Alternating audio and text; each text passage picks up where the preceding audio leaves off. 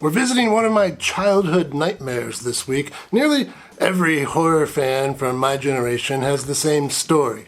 My parents went to the video store and brought back a low-budget horror film that scared the ever-loving bejesus out of me. I mean, what in the world were they thinking showing something like this to an 8-year-old? But that was the 80s. It was pretty awesome.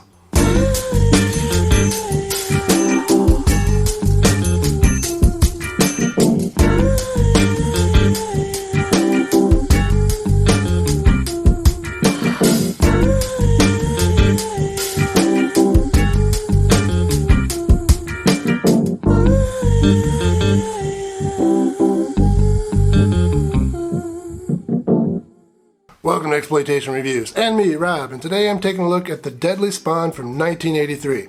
In the early 80s, horror was pretty much dominated by the slasher, but thanks to the success of Alien in 1979, into the early 80s, there were still a few indie filmmakers who were trying to cash in on that wave of murderous alien violence and making creature features. And this is where we find The Deadly Spawn. In fact, early advertising campaigns of this movie tried to play up its connections to Alien, and at one point it was even called The Return of the Alien's Deadly Spawn. That's not trademark infringement, that's exploitation, baby. So, can they deliver? We open with a meteor crash. Classic. Right away, our low-budget indie origins are apparent because the meteor hits during the day and then it's immediately nighttime. The campers investigate. Apparently, they never saw the movie The Blob. One goes back for a camera, and the other one sees something surprising. Okay, so they're both dead, and as far as cold openings go, this one's a little bit on the weak side. I admit that. But don't worry, there's plenty of great stuff on the way. Our main story will take place in this flower print house.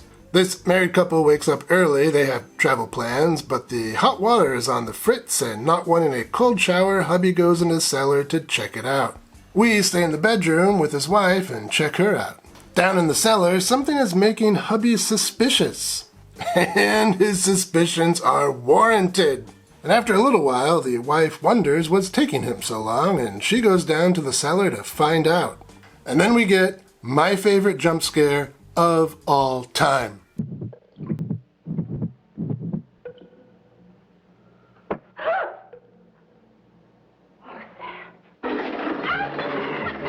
This is the scene that made repeated appearances in my childhood nightmares, and it stuck with me. Over the years, I forgot most of this movie until I bought the Arrow DVD release many years later, but I never forgot this scene.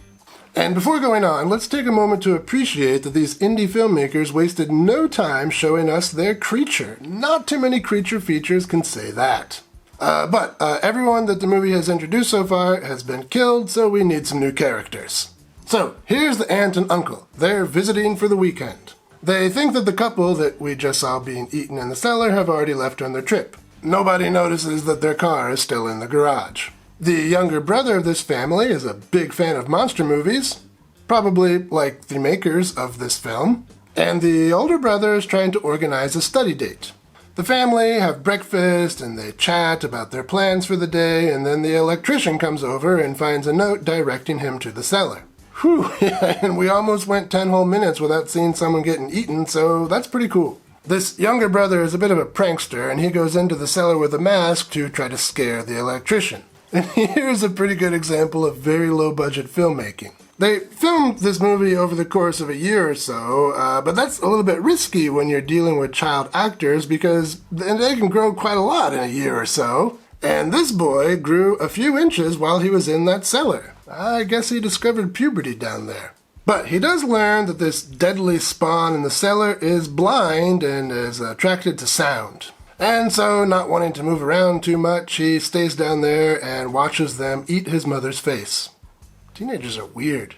The aunt braves the storm and goes to her mother's vegetarian luncheon. Unfortunately for her mother, you can't make friends with salad. You don't win friends with salad. You don't win friends with salad. You don't win friends with salad. And then the Deadly Spawn take their frustrations out on the party guests. Back at the main house, the study dates have arrived and the deadly spawn have, spawned. They are freaking everywhere, but that's enough out of me as far as plot goes. Let's talk some highlights.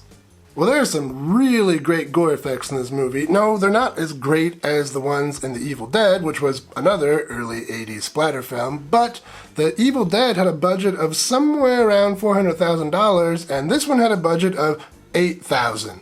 I mean, it shouldn't even be in the same ballpark as The Evil Dead, but it is, and that's really impressive. And like I mentioned before, I really appreciate that the filmmakers didn't keep their creature hidden from us throughout the runtime. We see it pretty early on, and it's pretty freaking cool. I mean, is it obviously some kind of puppet? Yeah. And do I obviously kind of love it? Oh, you betcha. And even though this isn't a comedy horror film, and it does take itself pretty seriously, it's hard not to laugh at that vegetarian luncheon gone wrong. So I have to believe it was intentionally made to be funny. I mean, who wouldn't think it's funny to see a bunch of old ladies get eaten by toothy worms? But as far as that is, the movie isn't perfect. Like a boy discovering puberty in a cellar, this film has some shortcomings. Well, this is a really low-budget creature feature, and as far as horror films go, creature features are on the expensive side. I mean, you can get a pretty convincing slasher villain by turning a Halloween mask inside out. But creature features, they need a creature, and those cost money. And so, because of these budgetary and financial considerations, we have to forgive things that the budget couldn't make room for, like acting, or continuity, or great dialogue. And this movie does have its issues with all of those things. Characters age, hairstyles change, they spout nonsense. But, it's $8,000. Come on, we gotta forgive that stuff. I mean, this film could have been oh so bad, but it's not. It's actually pretty good. My only real complaint here is the editing. There are a few sequences that drag on way too long. That cellar scene with the boy in it is one. There's a lot of padding in that scene. He looks around, the creatures eat a face, he looks around, the creatures swim through some water, he looks around, and so on, and so on, and so on. It does drag. But if you can forgive that, and forgive the other typical problems you have with very low-budget horror films, I think you'll like this. Especially if you like creatures that look like toothy penises.